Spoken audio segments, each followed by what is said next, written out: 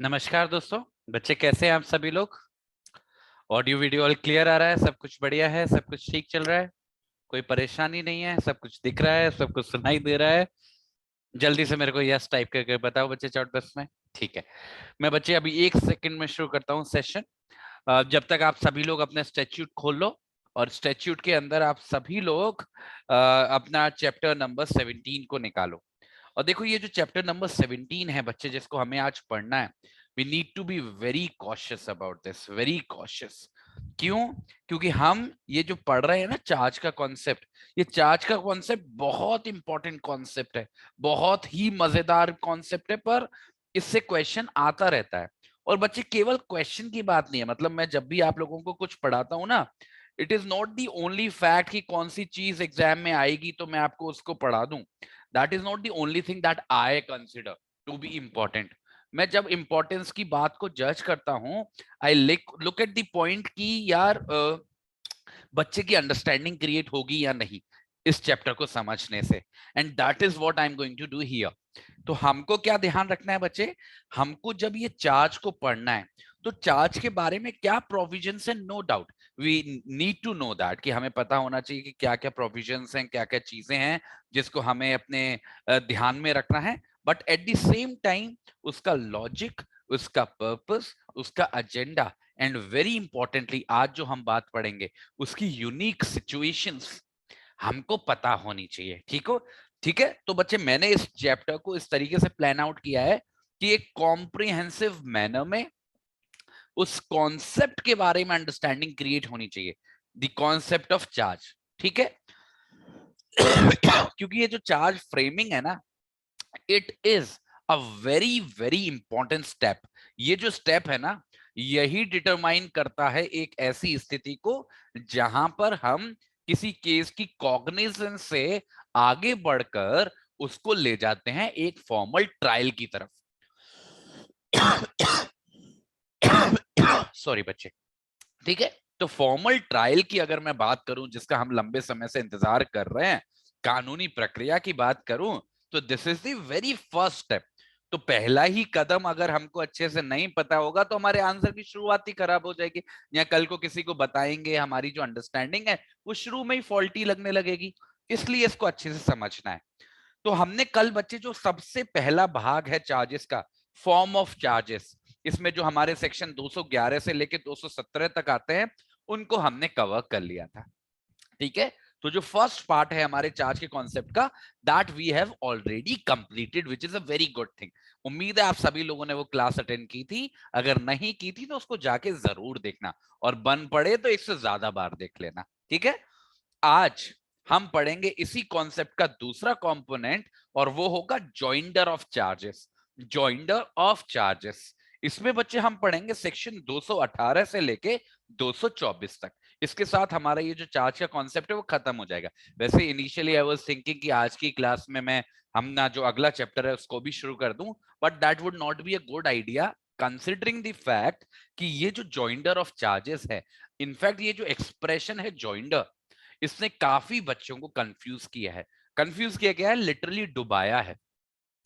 क्योंकि जॉइंडर के कॉन्सेप्ट को बच्चे आप कोई भी किताब उठा के देख लो, अपनी फेवरेट किताब उठा के देख लो और उसके कंटेंट को पढ़ो, बहुत से कंफ्यूजन्स आपके दिमाग में रह ही जाएंगे। गलती किताब की नहीं है, ये कॉन्सेप्ट ही इतना कॉम्प्रिहेंसिव है कि जब तक कोई व्यक्ति उसको अपनी भाषा में नहीं बताएगा, सिंपलर एग्जाम्पल देके नहीं समझाएगा, यू कांट अंडरस्टैंड इट। क्योंकि आप रिलेट नहीं कर पा रहे उससे। आप रिलेट क्यों नहीं कर पा रहे? तो उसकी एक वजह है, क्योंकि ज्यादातर बच्चे जो प्रिपरेशन में जाते हैं, they don't have much experience with the court of law. वकील को ये बात समझ में आ जाएगी, बट एक स्टूडेंट को, जिसका बहुत ज्यादा एक्सपीरियंस नहीं रहा है, उसने कभी एज ए लिटिगेटिंग लॉयर काम नहीं किया है, it is going to be difficult for him. ठीक है, और लिटिगेटिंग लॉयर के लिए भी ये जरूरी है कि उसको उतना लेवल का मौका मिला है कि उसने इस चीजों को होते हुए देखा है। तो ठीक है बच्चे, हम लोग पढ़ेंगे सेक्शन 218 से लेके 224 तक। आप बिल्कुल भी ऐसा मत सोचिएगा कि एजेंडा छोटा है। Reason being, I can guarantee you कि आज आपको चक्कर आने वाले हैं, पक्का आने वाले हैं। क्योंकि आज जैसे जैसे मैंने डिजाइन किया है लेक्चर को, और जिस जिस तरीके से मैं एक के बाद एक पत्ते खोलूंगा ओवर टाइम, आप घूम जाओगे। बट एक मेरी गारंटी है कि घूम जाओगे, that is for sure. But आपको मजा आएगा, आपको लगेगा कि मैंने आज कुछ नया और कुछ बढ़िया चीज सीखी है। ठीक है, तो बच्चे शुरुआत करते हैं अपने पहले सेक्शन से। And the very first section with which we need to start is section 218। और ये जो सेक्शन 218 है, ये एक प्रिंसिपल एस्टेब्लिश करता है। देखो पहले स्ट्रक्चर समझ लो और लिख लो इसको, जिससे आगे कंफ्यूजन ना हो। देखो बच्चे, स्ट्रक्चर कुछ ऐसा है, जब हम जॉइंडर की बात करते हैं ना, this is the structure that we need to follow. सबसे पहले आता है हमारा सेक्शन 218, जिसको हम सबसे पहले पढ़ेंगे। ये क्या एस्टेब्लिश करता है बच्चे? प्रिंसिपल, प्रिंसिपल जिसको हमें फॉलो करना होता है जॉइंडर की बात पे। इसके बाद आते हैं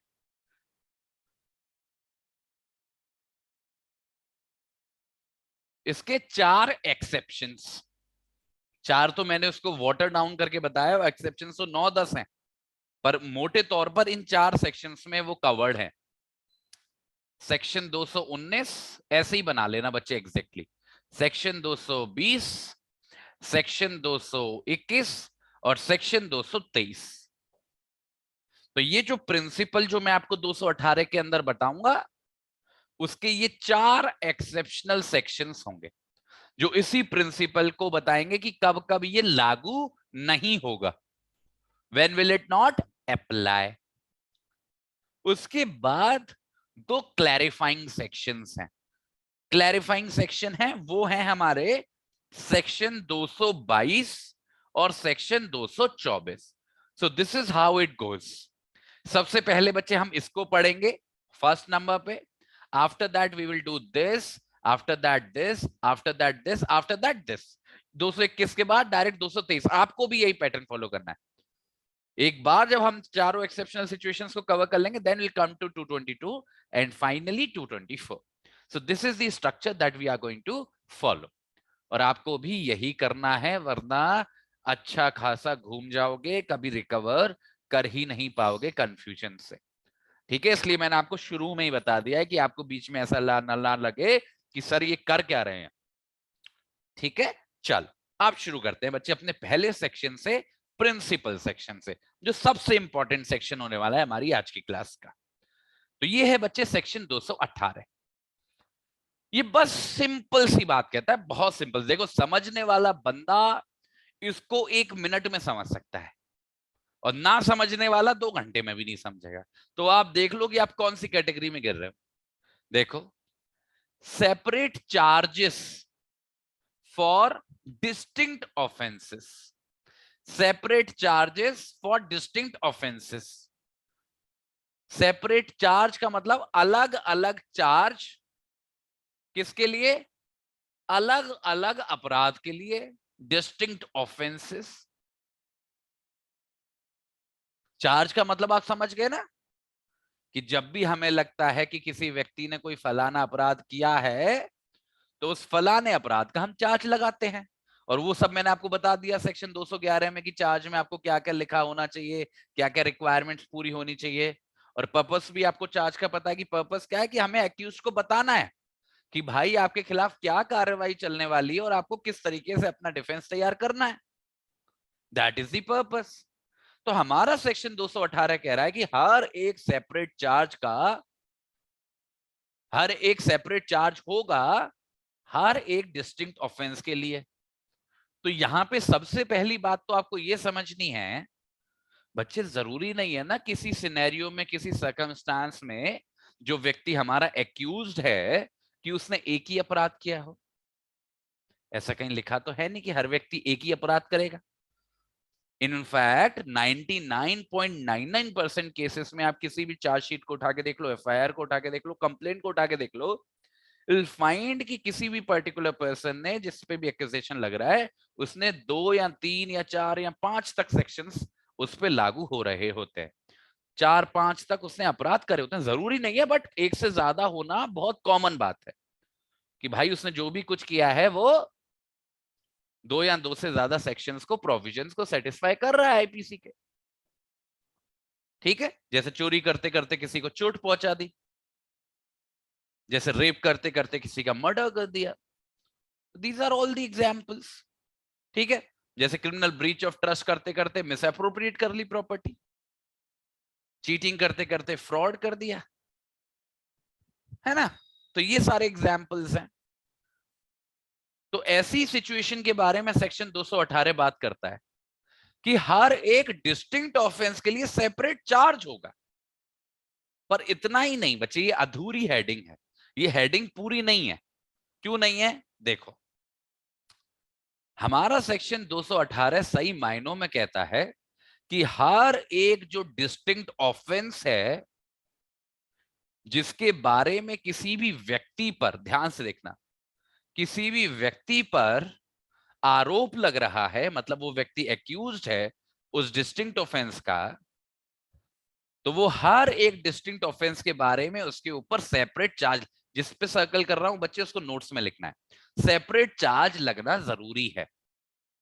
और इतना ही नहीं, मैंने कहा ना हेडिंग अधूरी है।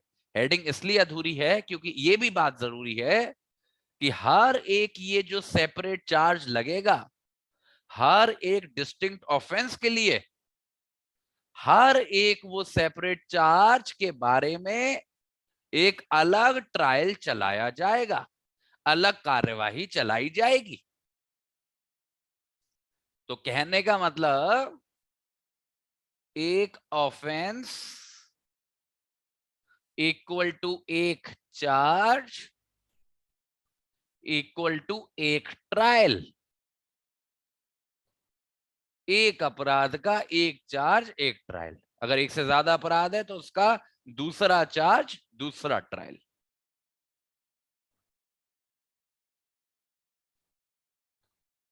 पर ऐसा तो होता नहीं। पर ऐसा तो होता नहीं। क्यों नहीं होता ऐसा? किसी भी कोर्ट में चले जाओ, आंख बंद करके चले जाओ किसी भी क्रिमिनल कोर्ट में, और अपनी मर्जी से कोई भी फाइल उठा के देख लो, आपको वो फाइल में दिखाई देगा कि वही व्यक्ति है पर एक से ज्यादा अपराधों का एक्यूजेशन लगा हुआ है उस पर। एक ही केस के अंदर एक से ज्यादा अपराधों का चार्ज भी लगा हुआ है, और उसी एक ट्रायल के अंदर सबके बारे में इंक्वायरी भी चल रही है। तो फिर ये 218 कहां चला जाएगा?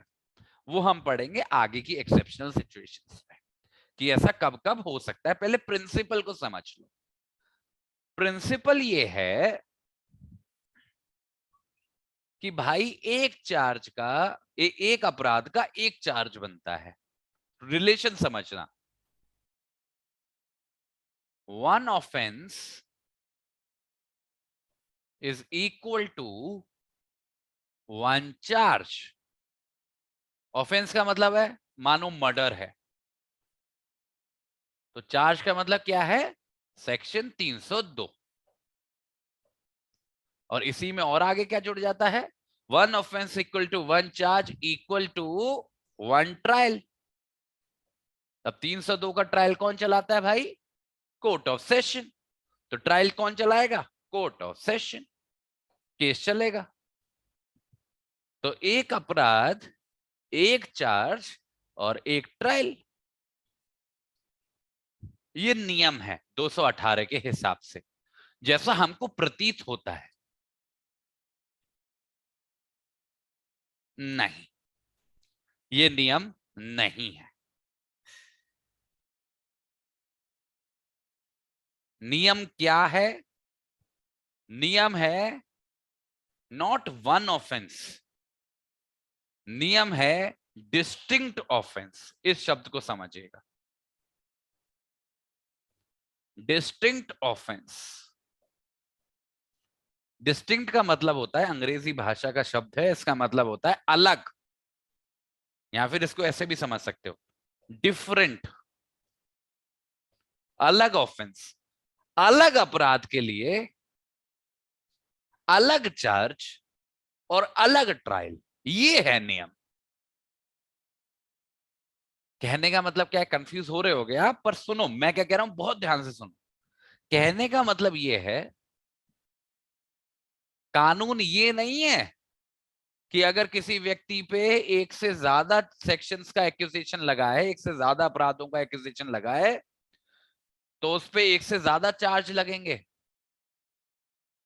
और उन 100 ज्यादा जो चार्ज लगेंगे उनका एक से ज्यादा ट्रायल चलेंगे। कानून ये नहीं है, कानून ये है कि अगर, ध्यान से सुनना, वो जो एक से ज्यादा अपराध है अगर वो डिस्टिंक्ट हैं एक दूसरे से, मतलब डिफरेंट हैं एक दूसरे से, तो वैसी परिस्थिति में उनके अलग अलग चार्ज लगेंगे और अलग अलग ट्रायल चलेगा। अब देखो, ये जो हमने तीन तीन वे में पढ़ा ना, अपराध की बात, चार्ज की बात और ट्रायल की बात, इसको दो टुकड़ों में बांटने जा रहा हूं मैं बच्चे। पहला टुकड़ा है ये वाली बात, 1 ऑफेंस इक्वल टू 1 चार्ज, और दूसरा टुकड़ा है 1 चार्ज इक्वल टू 1 ट्रायल। मैं इसको अलग अलग क्यों कर रहा हूं, है ये एक ही चीज का भाग, पर मैं इसको अलग अलग क्यों कर रहा हूं, जिससे आपको समझ में आए मेरी बात। पहले देखते हैं इस वाले टुकड़े को, पहले वाले टुकड़े को, 1 अपराध इज इक्वल टू 1 चार्ज। बहुत ध्यान से देखना बच्चे, मैं अपनी तरफ से पूरी कोशिश कर रहा हूं कि चीज को बहुत सिंपल तरीके से आपको समझाऊं। तो ये जो नियम है ना बच्चे हमारा, 1 offence is equal to 1 charge.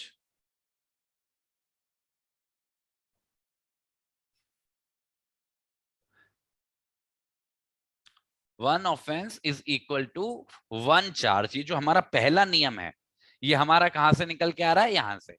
For every distinct offence there shall be a separate charge.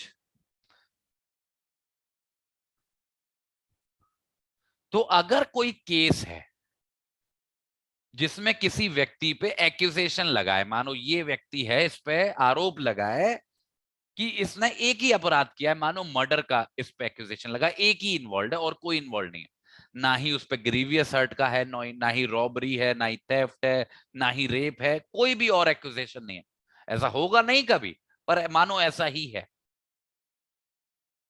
कि उस पे एक ही अपराध का एक्यूजेशन लगा है, तो केवल एक ही अपराध इन्वॉल्व है, तो 1 ऑफेंस की स्थिति है तो कोई परेशानी है ही नहीं,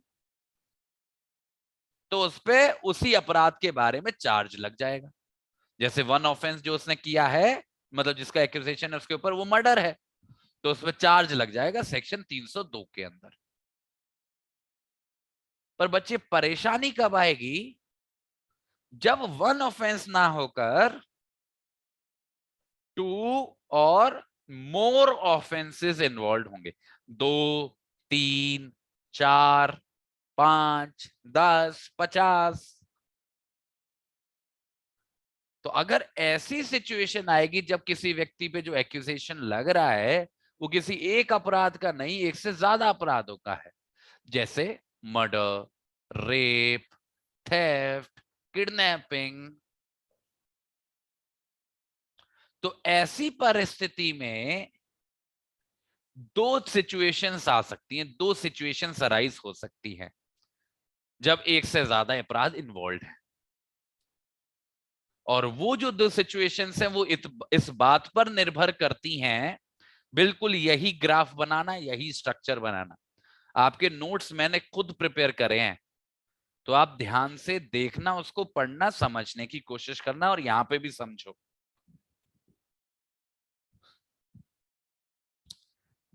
हमें ये देखना होगा कि ये दो या दो से ज्यादा अपराध जो हुए हैं किसी भी केस में, मतलब जिसका आरोप लगा है, उन दो या दो से ज्यादा अपराधों का आपस में संबंध कैसा है, मतलब क्या वो हैं तो एक अलग अलग अपराध, हैं तो वो अलग अलग अपराध, सेपरेट ऑफेंसेस हैं, पर सवाल ये नहीं है कि वो अलग अलग अपराध है या नहीं।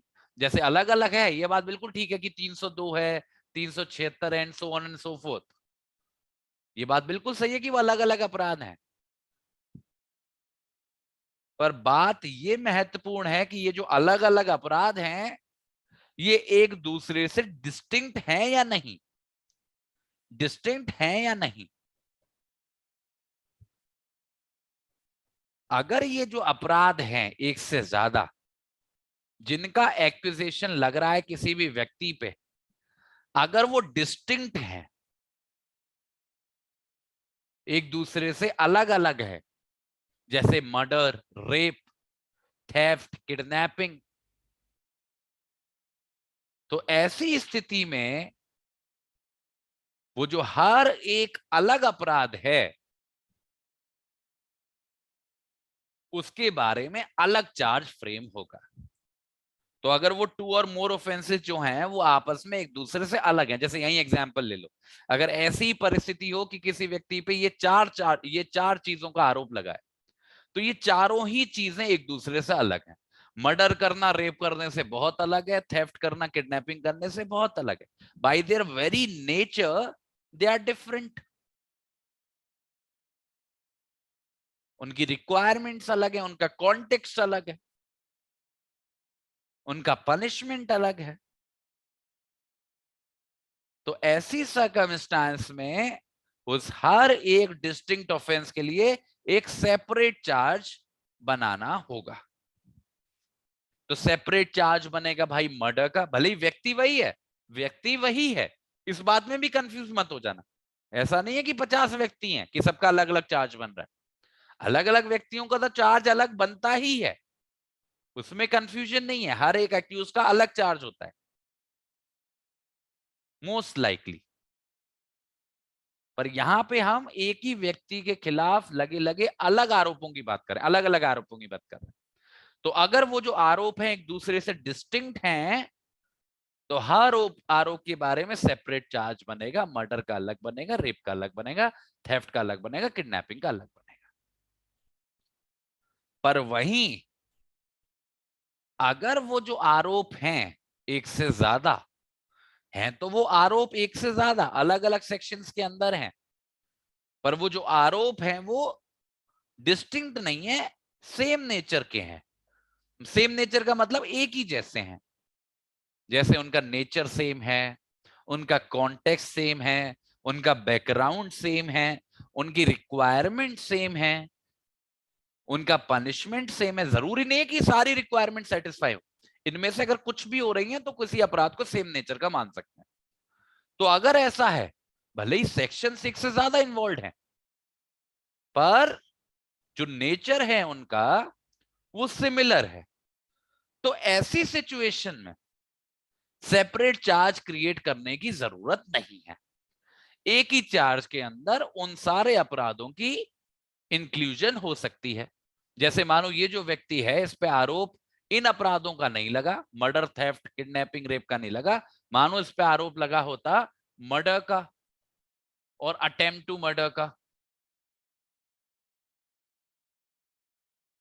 तो ये एक ऐसी सिचुएशन है जहां पे बहुत ज्यादा सिमिलैरिटी है, रिक्वायरमेंट्स भी मोर और लेस सेम है, उनका नेचर, उनका बैकग्राउंड सेम है, भले ही अलग अलग सेक्शन है, कहां 302, कहां 307, अलग अलग अपराध हैं, पर फिर भी उनके बारे में एक ही चार्ज फ्रेम किया जा सकता है। तो सेम चार्ज हो सकता है, सेम चार्ज के अंदर उनको इंक्लूड किया जा सकता है। इसलिए वह क्या बताने की कोशिश कर रहा हूं आपको कि टेस्ट ये नहीं है कि किसी व्यक्ति पे एक से ज्यादा आरोप लग रहा है या नहीं। टेस्ट ये है कि जो एक से ज्यादा आरोप लग रहे हैं किसी भी व्यक्ति पर, वो एक दूसरे से डिस्टिंक्ट हैं या नहीं। If they are distinct, then there would be a separate charge.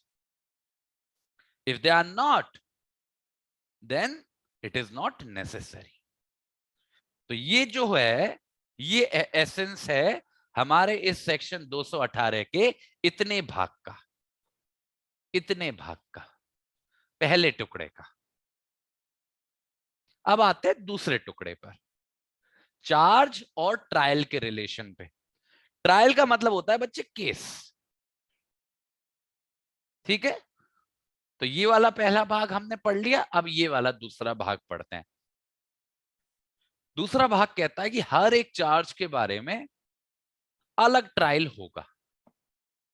अब ये वाला जो भाग है कि हर एक चार्ज के बारे में अलग ट्रायल होगा, ये आप देख पा रहे हो पूरी तरीके से डिपेंड करता है इसी पहले वाले भाग पर, कैसे? देखो, अब इस रूल को ले लो कि सेपरेट चार्ज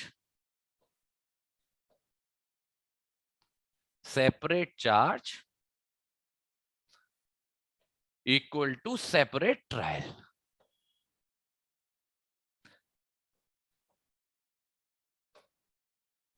तो मतलब हर एक अलग चार्ज के लिए हर एक अलग ट्रायल चलेगा। अब यहां पे टेस्ट वो नहीं है कि डिस्टिंक्ट है या नहीं, क्योंकि चार्ज तो एक दूसरे से डिस्टिंक्ट बने ही तब होंगे जब ऑफेंसेस डिस्टिंक्ट रहे होंगे।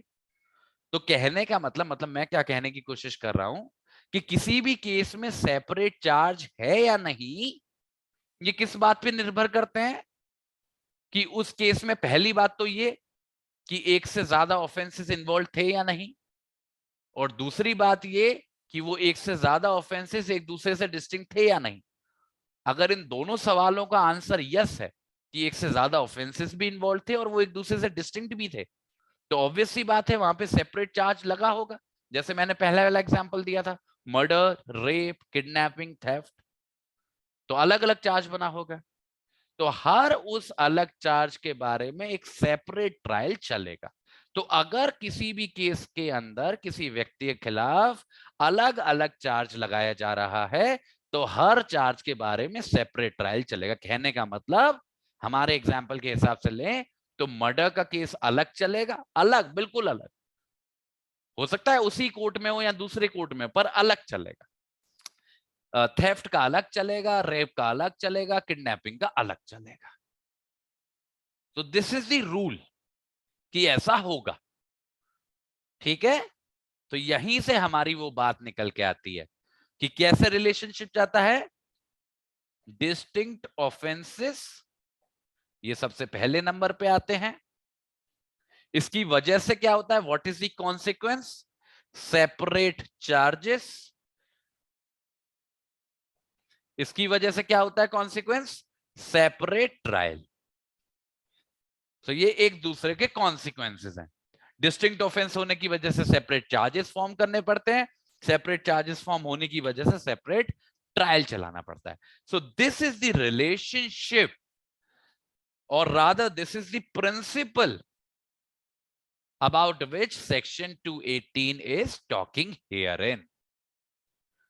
अब मुझे सबसे पहले तो आप सभी लोग फटाफट से चैट बॉक्स में वाई टाइप करके बता दो, did you get the point or not? Are we all clear so far or not? बिल्कुल बेसिक लेवल, मतलब जितना मैं बता रहा हूं उतना समझ में आ रहा है या नहीं, उतना आना चाहिए।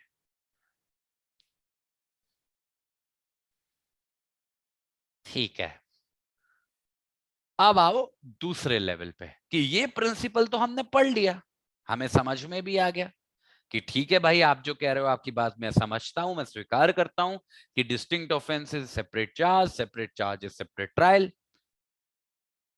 पर इसका एक प्रोवाइजो है, मतलब ऐसा होना जरूरी नहीं है। जो हमने प्रिंसिपल अभी पढ़ा उसका हर केस में लागू होना जरूरी नहीं, और वो कब लागू नहीं होगा? अगर जो हमारा एक्यूज पर्सन है, मतलब वो जो व्यक्ति है जिसपे वो एक से ज्यादा आरोप लगे हैं, जो डिस्टिंक्ट नेचर के हैं, जिसकी वजह से सेपरेट चार्ज फॉर्म हुआ होगा, जिसकी वजह से शायद सेपरेट ट्रायल चलाना पड़े, अगर वो जो एक्यूज पर्सन है वो एक लिखित एप्लीकेशन, एक रिटन एप्लीकेशन फाइल करे हमारे कोर्ट ऑफ लॉ के सामने कि भाई वो चाहता है कि जो भी आरोप उसके खिलाफ लगे हैं, भले ही वो एक दूसरे से डिस्टिंक्ट क्यों ना हो, भले ही उनके बारे में सेपरेट चार्ज क्यों ना फॉर्म कर दिया गया हो, पर उनके बारे में जो कार्यवाही है वो एक ही चलाई जाए, मतलब एक ही ट्रायल चलाया जाए, एक ही केस के अंदर सारे अपराधों की चर्चा कर ली जाए। तो अगर हमारा एक्यूज पर्सन चाहे तो वो जो हमारा रूल नंबर 2 है, रूल नंबर 2 कौन सा था बच्चे? ये वाला, सेपरेट चार्ज और सेपरेट ट्रायल।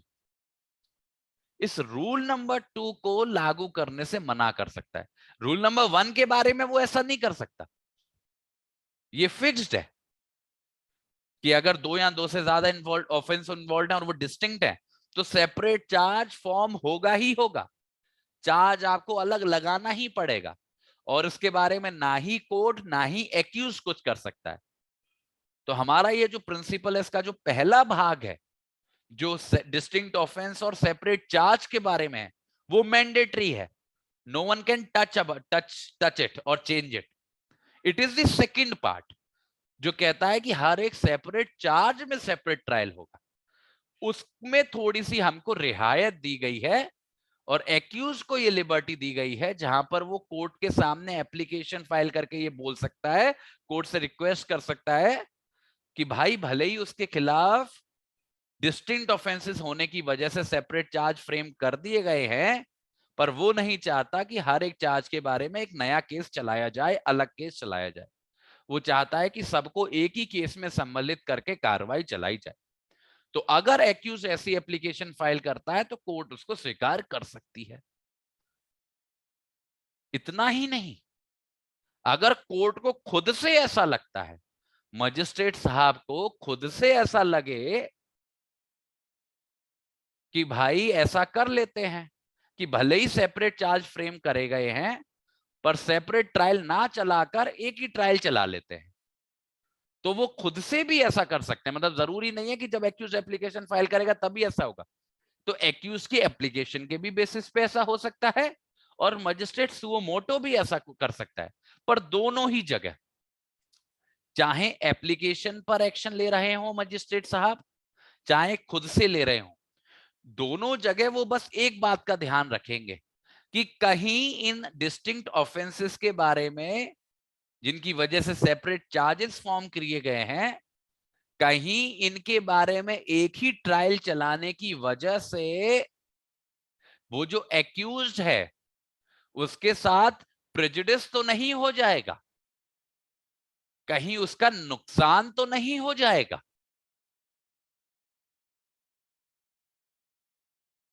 तो वो ऐसा करने की परमिशन दे देगा। पर अगर मजिस्ट्रेट साहब को लग रहा है कि किसी भी वजह से कि वो जो सेपरेट चार्जेस फॉर्म किए गए हैं उनके बारे में सेपरेट ट्रायल ही चलाना ठीक रहेगा, मतलब जो सेक्शन 218 के मेन प्रोविजन ने कानून बनाया है उसको फॉलो करना ही ठीक रहेगा, तो वो एप्लीकेशन के बावजूद या खुद के चाहने के बावजूद ऐसा नहीं करेगा। तो ऑल डिपेंड्स कि उसका कॉन्सिक्वेंस क्या होगा, इंपैक्ट क्या होगा हमारे एक्यूज के ऊपर। कहीं वो किसी भी तरीके से प्रेजुडिस तो नहीं होगा।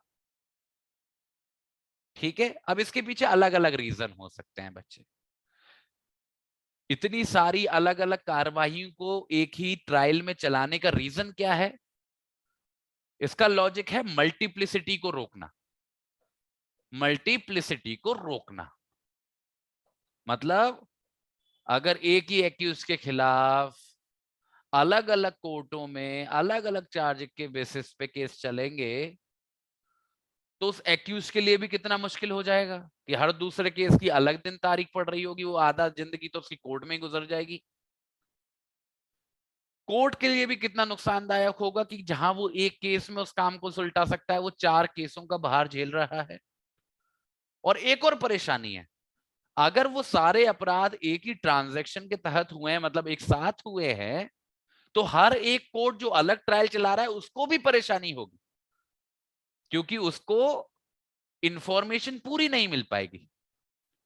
वो मर्डर वाला कोर्ट कैसे अलग करेगा रेप वाली इंफॉर्मेशन को, रेप वाला कोर्ट कैसे अलग करेगा थेफ्ट वाली इंफॉर्मेशन को। कई बार जो सिचुएशन होती है वो इतने इंटरकनेक्टेड होती है कि आइसोलेट करना किसी पर्टिकुलर ऑफेंस को किसी भी सिचुएशन में इट बिकम्स वेरी डिफिकल्ट। और अगर उसको अलग करते हैं तो जो नेसेसरी इंफॉर्मेशन होती है अपने खुद का ऑफेंस साबित करने के लिए उसमें कमी पड़ जाती है, तो हजारों कंफ्यूजन हो जाते हैं। तो ये सारे पॉइंट्स हैं जहां पर जो कोर्ट को सपोर्ट करेंगे कि भाई एक ही ट्रायल चला लो। पर ऐसे कुछ पॉइंट्स ऐसे भी हैं जहां पर मजिस्ट्रेट को लगना चाहिए कि एक ट्रायल चलाना सही नहीं रहेगा। मानो वो जो ऑफेंसेस इन्वॉल्व हैं या जिनके बारे में चार्ज लगा है उनमें जमीन आसमान का फर्क है। एक यहां है तो दूसरा वहां है, कोई रिश्ता ही नहीं है उनमें आपस में। तो ऐसी सिचुएशन में तो उनका साथ में चलाया जाना कंफ्यूज ज्यादा करेगा फायदा करने के मुकाबले। मानो एक आरोप लगा हुआ है डिफेमेशन का, और एक आरोप लगा हुआ है मानो फोर्जरी का, या फिर मानो एक आरोप लगा हुआ है किडनैपिंग का, और एक आरोप लगा हुआ है क्रिमिनल मिसएप्रोप्रिएशन ऑफ प्रॉपर्टी का। मतलब वो जो ऑफेंसेस हैं they are so far away, उनकी जो रिक्वायरमेंट्स, उनका जो कॉन्टेक्स्ट है, उनका जो नेचर है, वो इतना दूर है एक दूसरे से कि बड़ा अटपटा लगेगा उन दोनों को साथ में देखना, जिसकी वजह से कंफ्यूजन हो सकती है। और इसका एक और रीजन है बच्चे, हमारे जो सेक्शन 218 में ये बात की कही गई है ना कि हर एक चार्ज के बारे में आप सेपरेट ट्रायल चलाओ।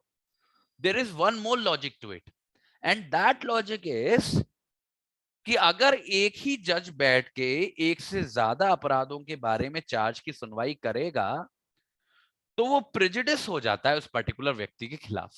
मानो कोई व्यक्ति है जिस पे चार्ज लगा है मर्डर का, रेप का, थेफ्ट का, किडनैपिंग का, तो ऐसा तो है नहीं कि चारों के बारे में एक साथ कार्रवाई चलेगी। कोर्ट बारी बारी से चीजों को उठाएगा। मानो सबसे पहले चली कार्रवाई मर्डर के बारे में, तो सारा एविडेंस वगैरह जो मर्डर से जुड़ा हुआ है वो ले लिया गया, और मानो मर्डर की तरफ जिस तरीके से कार्रवाई चली, जो झुकाव है केस का वो एक्यूज के खिलाफ जा रहा है। तो जब रेप के बारे में कार्रवाई शुरू होगी ना, तो हमारे जज साहब का दिमाग अपने आप ही, क्योंकि जज साहब भी तो इंसान है ना, वो पहले से ही प्रेजुडिशियल हो जाएंगे एक्यूज के खिलाफ कि यार इसने मर्डर भी किया तो रेप भी किया ही होगा, है ना। हो जाता है ना यार, वी कांट हेल्प इट, हमारा भी हो जाएगा अगर हम उस गद्दी में बैठे रहेंगे तो ये जो जो प्री कंसीव्ड नोशंस होते हैं वो लॉस करते हैं, एक्यूज को नुकसान पहुंचाते हैं। दैट इज द रीजन कि 218 के अंदर ये प्रिंसिपल प्रोवाइड किया गया है। ठीक है, तो ये भी एक पॉइंट होता है, कंसिडरेशन हो सकती है मजिस्ट्रेट के दिमाग में जब उसको ऐसा लगे कि एक ट्रायल चलाना सही नहीं रहेगा, खासकर जब सीरियस ऑफेंसेस इन्वॉल्व हो। भाई जरूरी थोड़ी ना है कि किसी ने मर्डर किया हो तो रेप भी किया हो, या रेप किया हो तो थेफ्ट भी किया हो। मान लिया वो अपराधी है, उसने गलत किया है, समाज के खिलाफ काम किया है, पर फिर भी जरूरी थोड़ी ना उसने सब कुछ किया हो। उसको हर एक अपराध के बारे में एक फेयर ट्रायल मिलना उसका अधिकार है ना। अगर उसका जज ही उसके खिलाफ प्रेजुडिस हो जाएगा तो कैसे काम चलेगा। तो दोनों तरफ सफिशिएंट कंसिडरेशन है, एक ट्रायल चलाने के बारे में भी सफिशिएंट कंसिडरेशन है और अलग अलग ट्रायल चलाने के बारे में भी सफिशिएंट कंसिडरेशन है। इट डिपेंड्स कि वो जो मजिस्ट्रेट है जिसके सामने एप्लीकेशन आई है या जो खुद से एक्शन लेने की सोच रहा है कि उसका दिमाग किस तरीके से काम कर रहा है। और in any case whatever decision a magistrate takes, whether to call for a single trial और फॉर मल्टी ट्रायल, उसको अपने रीजंस देने पड़ेंगे कि वो ऐसा क्यों कर रहा है। ठीक है, सो दिस इज दी प्रोवाइसो जहां पर एक ट्रायल भी चलाया जा सकता है। और आखिरी बात कि जो भी बातें हमने पढ़ी, जो भी रूल्स और प्रिंसिपल्स हमने पढ़े, उनका कोई भी प्रभाव नहीं पड़ेगा सेक्शन 219, 220, 221, 230 के ऊपर। ये कौन से चार सेक्शंस हैं जो मैंने आपको डायग्राम में बताए हैं, जो हमारी चार एक्सेप्शनल सिचुएशंस के बारे में बात करते हैं। 219, 220, 221, 223। कहने का मतलब है कि 218 में जो भी हमने प्रिंसिपल पढ़ा उसका इंपैक्ट नहीं पड़ेगा इन चारों सेक्शंस के ऊपर, क्योंकि ये जो चारों सेक्शंस हैं ये एक्सेप्शनल सिचुएशंस क्रिएट करते हैं 218 के खिलाफ। तो इन सारी सिचुएशंस में 218 का जो प्रिंसिपल है ना, distinct offence is equal to separate charge is equal to separate trial, तो उसके बारे में ये एक्सेप्शनल सिचुएशंस क्रिएट करता है, तो उस पर प्रभाव नहीं पड़ेगा। अब बच्चे मुझे जल्दी से बता दो, ये आप इलस्ट्रेशन खुद पढ़ लेना, उसमें कुछ खास नहीं है। अब आप मुझे फटाफट से ये बता दो, did you get the point or not, are we clear so far. अगर आपको 218 समझ में आ गया है तो बच्चे बहुत अच्छी बात है, क्योंकि वो बहुत इंपॉर्टेंट प्रोविजन है और उसको सही कॉन्टेक्स्ट में समझना आप सभी बच्चों के लिए बेहद जरूरी था।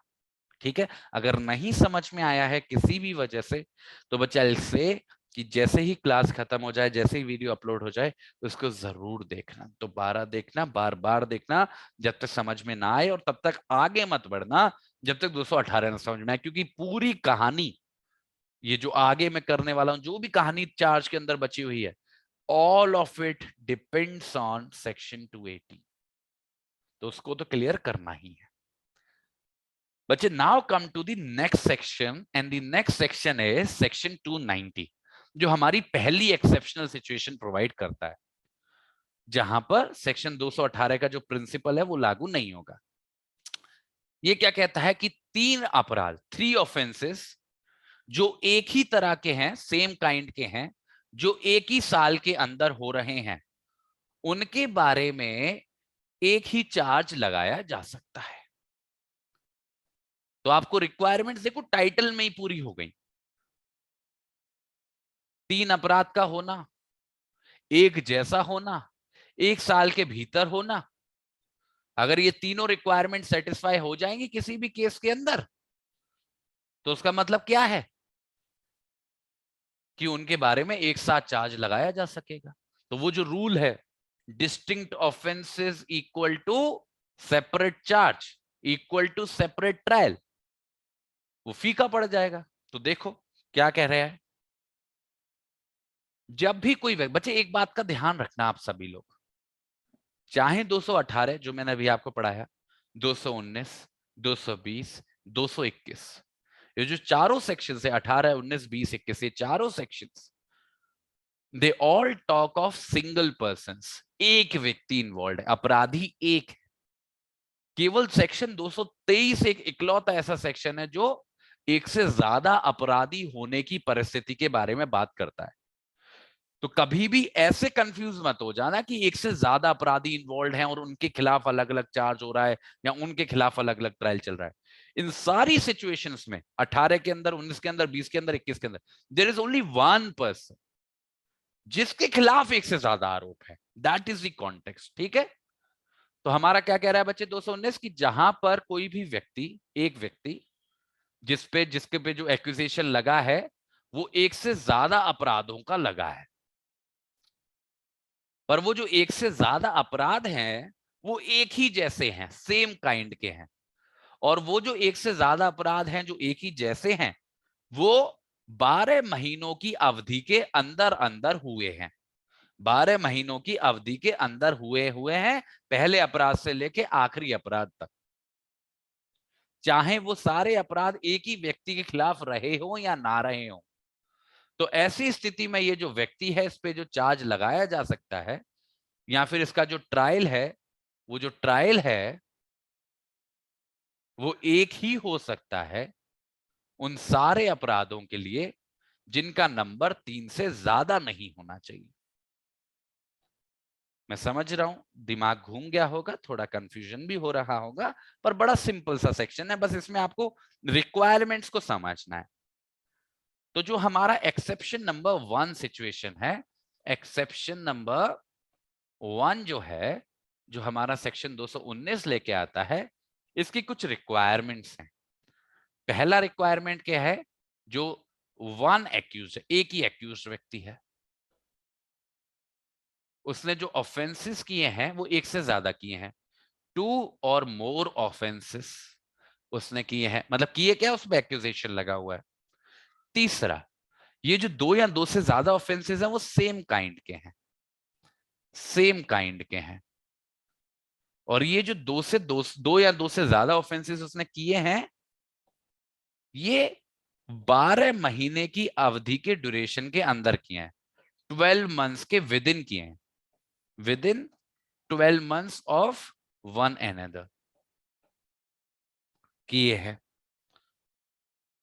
तो अगर ये सारी कंडीशन सेटिस्फाई हो जाएं, एक एक्यूज का होना, उसका 2 या 2 से ज्यादा अपराध करना, जो अपराध एक जैसे हैं, और वो जो सारे अपराध हैं वो 12 महीने की अवधि के भीतर हुए हैं, तो ऐसी स्थिति में उनमें से जो 2 या 2 से ज्यादा अपराध है, मानो अगर वो 2 भी हो सकते हैं बच्चे, 3 भी हो सकते हैं, 4 भी हो सकते हैं, 5 भी हो सकते हैं, 10 भी हो सकते हैं, 50 भी हो सकते हैं, उनमें से 3 अपराध, 3 ऑफेंसेस के बारे में एक single charge equal to single trial चलाया जा सकता है। एक चार्ज, और एक चार्ज का मतलब एक ट्रायल हो सकता है, क्योंकि क्या रूल था, सेपरेट चार्ज सेपरेट ट्रायल, तो एक चार्ज होगा तो एक ट्रायल। बारी बारी से देखते हैं रिक्वायरमेंट्स को। एक्यूज व्यक्ति एक ही है, उसने 2 या 2 से ज्यादा अपराध किए हैं, जो कुछ भी हो सकता है, 2 3 4 5। अब ये अपराध जो उसने किए हैं ना, जो 2 से ज्यादा है, वो सेम काइंड के। अब इस सेम काइंड का मतलब क्या है? अभी सेम काइंड को एक्सप्लेन किया हुआ है सबसेक्शन 2 ने, तो उस पर अभी आएंगे, देखते हैं सेम काइंड का मतलब क्या है। सबसेक्शन 2 कहता है कि सेम काइंड का मतलब है, मतलब कोई भी अपराध सेम काइंड का होता है जब उसमें जो पनिशमेंट है वो बराबर हो, उन अपराधों की जो पनिशमेंट है वो अपराध वो बराबर हो, और जो पनिशमेंट दी जाती है वो सेम सेक्शन के अंदर दी जाती हो, जो आईपीसी का है या फिर किसी दूसरे कानून का है। तो कोई भी ऑफेंसेस सेम काइंड के कहलाएंगे तब जब उनकी सेम पनिशमेंट है प्लस सेम सेक्शन है। सेम पनिशमेंट है, सेम सेक्शन है। तो ऐसी सिचुएशन में ये जो ऑफेंस है वो सेम काइंड का कहलाएगा। और किसी भी ऑफेंस का, प्रिंसिपल ऑफेंस का जो अटेम्प्ट है वो भी सेम काइंड की कैटेगरी में गिरेगा। मतलब प्लस अटेम्प्ट। अटेम्प्ट का मतलब क्या है? अटेम्प्ट से मतलब क्या है? जैसे मर्डर और अटेम्प्ट टू मर्डर, ये दोनों माने जाएंगे कि सेम काइंड के, भले इनका सेक्शन अलग अलग है। ठीक है, तो attempt will impliedly be considered of the same kind. तो दो बातें याद रखनी है आपको। सेम काइंड का मतलब क्या है? कि वो सारे अपराध जिनकी बराबर पनिशमेंट है और एक ही सेक्शन के अंदर है, और कोई भी प्रिंसिपल ऑफेंस और उसका attempt, they are also considered to be of same kind. ठीक है, robbery attempt to rob, defamation attempt to defame, these are all same kind. तो ये जो ऑफेंसेस हैं, 2 या 2 से ज्यादा, वो सेम काइंड के होने चाहिए। फिर आती है सबसे अटपटी रिक्वायरमेंट कि इस सेक्शन के अंदर ज्यादा से ज्यादा 3 अपराध कवर हो सकते हैं। मतलब एक साथ जो ट्रायल चलाया जा सकता है अपराधों का, वो ज्यादा से ज्यादा 3 अपराधों का चलाया जा सकता है। पर जरूरी नहीं है ना उसे 3 ही किए हो सकता है 2 किए हो तो भी अप्लाई हो जाएगा सेक्शन, 3 किए हो तो भी अप्लाई हो जाएगा सेक्शन। पर अगर 4 किए हैं, 5 किए हैं, या 6 किए हैं, या 10 किए हैं, उनमें से किसी 3 अपराधों को चुनना पड़ेगा। तो जो सेम ट्रायल है या सेम चार्ज है अंडर सेक्शन 219, उसमें मैक्सिमम नंबर ऑफ ऑफेंसेस जो सेम काइंड के हैं वो 3 हो सकते हैं। 3 से ज्यादा ऑफेंसेस का चार्ज एक साथ नहीं लगाया जा सकता, या 3 से ज्यादा ऑफेंसेस का ट्रायल एक साथ नहीं चलाया जा सकते 219 के अंदर। और इतना ही नहीं, जो ये 3 ऑफेंसेस होंगे भी ना, ये जरूरी है कि वो जो 3 ऑफेंसेस हैं वो एक दूसरे से 12 महीने से कम दूरी पर हो। मतलब उन 3 अपराधों में से पहला अपराध जब हुआ है और जो आखिरी अपराध जब हुआ है, उस पहले और आखिरी में 12 महीने से ज्यादा का फासला ना हो। जैसे फॉर एग्जाम्पल, पहला अपराध सेम काइंड का हुआ 1 जनवरी 2021 को, दूसरा अपराध सेम काइंड का हुआ 1 मई 2021 को, तीसरा अपराध सेम काइंड का हुआ 1 सितंबर 2021 को। तो ये जो तीनों अपराध हैं, अगर ये सेम काइंड के हैं और इनमें जो आपस में दूरी है वो 12 महीने के अंदर है, देखो 1 सितंबर 1 जनवरी, तो इनके बीच में दूरी 12 महीने से कम की है, तो इनके बारे में सेम ट्रायल चलाया जा सकता है। पर मानो ऐसा होता कि पहला अपराध तो 1 जनवरी 2021 को हुआ, दूसरा 1 मई 2021 को हुआ, पर जो तीसरा है वो 1 सितंबर 2021 को नहीं बल्कि 22 में हुआ होता, तो फिर इन तीनों के बारे में एक ट्रायल नहीं चलाया जा सकता, फिर इन दोनों के ही बारे में चलता ट्रायल, इसके बारे में नहीं। तो मैक्सिमम लिमिट भी है 3 होने की, जो सेम काइंड के होने चाहिए, और इन तीनों का होना विद इन 12 मंथ्स, एक दूसरे से पहला और आखिरी में जो दूरी है वो 12 महीने से कम होना, ये भी जरूरी है। तो ऐसा तब होगा, तब जाके सेक्शन 219 लागू होगा।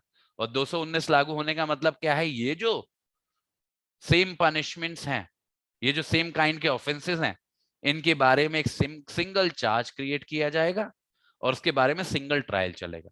जैसे बारी बारी से एग्जांपल दूं मैं आपको, अगर मानो किसी व्यक्ति ने क्रिमिनल ब्रीच ऑफ ट्रस्ट किया है, क्रिमिनल ब्रीच ऑफ ट्रस्ट किया है, पहला क्रिमिनल ब्रीच ऑफ ट्रस्ट किया 1 जनवरी 2021 को, दूसरा क्रिमिनल ब्रीच ऑफ ट्रस्ट किया 1 मई 2021 को, और तीसरा क्रिमिनल ब्रीच ऑफ ट्रस्ट किया मानो 1 सितंबर 2021 को।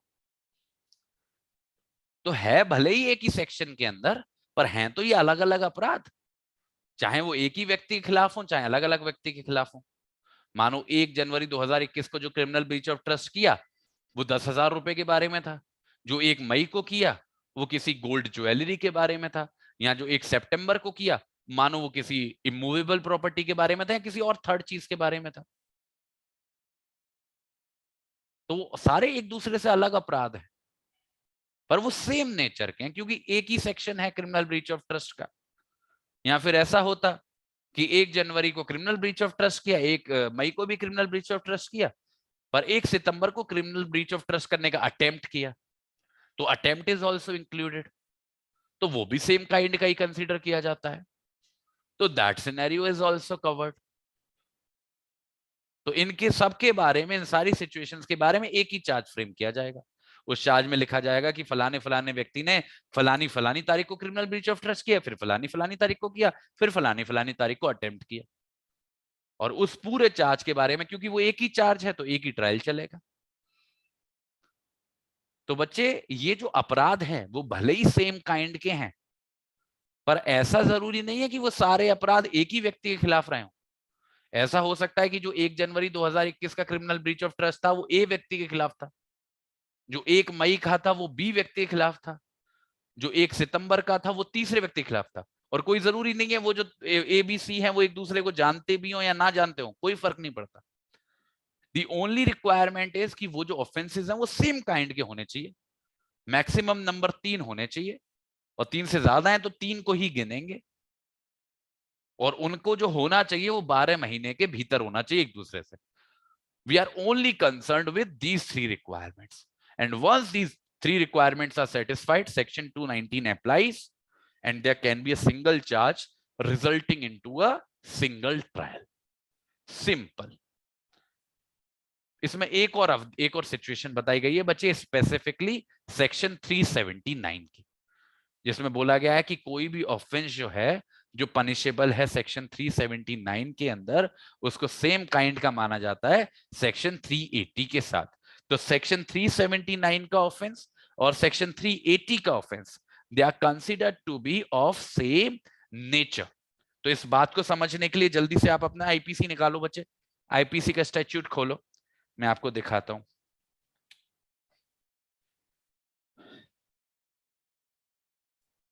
ये वैसे स्पेसिफिकली लिखने की जरूरत नहीं थी, इन एनी केस वो कवर हो जाता उस सिचुएशन में, पर क्यों लिखा हुआ है? क्योंकि जो हमारा मेन प्रावधान है उसमें ये बोल दिया गया है कि वो सेम ऑफ पनिशमेंट भी होना चाहिए और सेम सेक्शन भी होना चाहिए, और इसके अलावा बस अटेम्प्ट की सिचुएशन बताई गई है जहां पर अलग अलग सेक्शन हो सकते हैं। इसलिए जरूरत पड़ गई कि इन 2 सेक्शंस को स्पेसिफिकली लिखें कि इनको भी सेम नेचर का माना जाएगा या सेम काइंड का माना जाएगा। तो जल्दी से बच्चे आईपीसी खोलो और निकालो आप सेक्शन 379।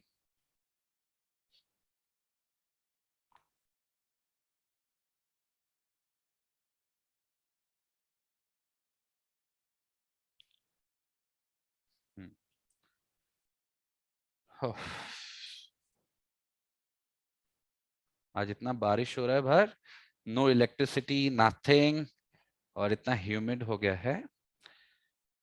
चलो स्पेसिफिकली देख लेते हैं जिससे कोई भी कंफ्यूजन नहीं रह जाए दिमाग में ना, कल को ये हो जाए कि सर ने ये वाली बात नहीं बताई तो अभी मेरे सर में दर्द हो रहा है, हाँ देखो, सेक्शन 379 पनिशमेंट फॉर थेफ्ट की बात करता है और 380 थेफ्ट इन ड्वेलिंग हाउस की बात करता है। दोनों ही थेफ्ट के ही बारे में, बस उनका कॉन्टेक्स्ट डिफरेंस है। And that is the reason कि उनको अलग अलग सेक्शन के अंदर पनिशमेंट दी गई है। ऑब्वियसली सेक्शन 380 के अंदर पनिशमेंट ज्यादा है 379 के कंपैरिजन में, इसलिए जो हमारा नॉर्मल प्रिंसिपल है वो अप्लाई नहीं हो पाएगा, क्योंकि नॉर्मल प्रिंसिपल के अप्लाई के लिए होना सेम सेक्शन और सेम पनिशमेंट होनी चाहिए। यहाँ पे ना ही सेम सेक्शन है ना ही सेम पनिशमेंट है, 380 में पनिशमेंट ज्यादा है, इसलिए इन दो सेक्शंस को स्पेसिफिकली लिखना पड़ा। इनके अलावा बाकी सब जगह यही चाहिए होगा कि वही ऑफेंसेस सेम काइंड के माने जाएंगे जो सेम सेक्शंस के अंदर होंगे और सेम पनिशमेंट पाएंगे, एक्सेप्ट फॉर अटेम्प्ट वाली सिचुएशन। अटेम्प्ट में अलग सेक्शन हो सकता है और अलग पनिशमेंट हो सकता है। तो ये एक स्पेसिफिक सिचुएशन है जिसको लिख लेना आप थेफ्ट के बारे में, ठीक है। तो this was our first exception. ठीक है बच्चे, अभी ऑल क्लियर सो फार? एक बार यस टाइप कर दो अगर आप सभी लोगों को 220 की बात समझ में आ गई है, सॉरी 219 की बात समझ में आ गई है। बड़ा सिंपल सा है, maximum 3 offences, they need to be of same kind and they must be committed within a duration of 12 months from the first to the last. And once all these requirements are satisfied, one charge equal to one trial. ठीक है, ये exception क्यों है 218 का? क्योंकि 218 क्या कह रहा था?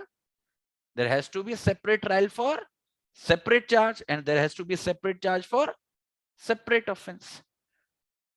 ठीक है, पर मैं आपको बताऊं इस सेक्शन की कोई जरूरत ही नहीं थी, कोई जरूरत ही नहीं थी। Why I am saying so?